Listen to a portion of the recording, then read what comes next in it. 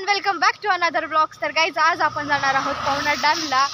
सनसेटसाठी जाणार आहे स्पेशली, कारण की पवना डॅम हा सनसेटसाठीच खूप फेमस आहे. आणि येस, आपण चाललो आहे. तर आत्ता वाजलेच 6 करेक्ट. तर मे बी मला असं वाटतं 10-15 मिनटाचा नाही 20 मिनटाचा रस्ता राहिलेला आहे. गाईज, तुम्ही जर तिकोणाचा ब्लॉग बघितला असेल तर त्यात आपण खूप एन्जॉय केला होता. आणि मला इथून तिकोणा दिसतं, पण इथे झाडं असल्यामुळे तुम्हाला एक्झॅक्टली क्लिअरली दिसणार नाही.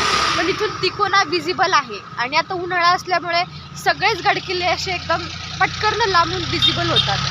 तर येस, पावसाळा सुरू होईलच लवकर, तेव्हा सुद्धा आपण कुठेतरी जाणार आहोत. पण आत्ता कसं एक्झाम्स वगैरे संपलीत, तर म्हटलं चला कुठेतरी जाऊन येऊयात. तर आम्ही पवनाला जाण्यासाठी डिसाईड केलं आहे. तर खूप मजा येणार आहे, खूप धमाल होणार आहे. त्यामुळे हा ब्लॉग शेवटपर्यंत बघा. पुण्यावरून पवना डॅमला जाताना आपल्याला समोरच तिकोना किल्ला नजरेस पडतो आणि खूप सुंदर असा दिसतो. पुण्यावरून पवना डॅम 60 किलोमीटर, मुंबईपासून 120 किलोमीटर आणि लोणावळ्यापासून 20 किलोमीटर. पवनावरून मुख्यतः 4 किल्ले दिसतात: तिकोना, लोहगड, विसापूर आणि तुंग. फायनली आपण पवना डॅमवरती आलेलो आहोत. आणि पाठीमागे बघा किती छान असे ढगा आपल्याला दिसत आहेत. आणि इतका सुंदर व्ह्यू आहे ना, मी तुम्हाला दाखवते. वेट, आम्ही चाललो आहेत. येस. डॅमला पोचल्यावर आम्ही समोरच पक्ष्यांचा थवा पाहिला. माझ्या फोनमध्ये व्यवस्थित दिसत नाही, पण इतका सुंदर दिसत होता आणि नजारासुद्धा खूप सुंदर झालता. जर तुम्हाला इथे स्टे करायचं असेल तर इथे खूप सारे रूम्स पण आहेत आणि तुम्ही इथे स्टे करू शकतात, कॅम्पिंग पण करू शकतात.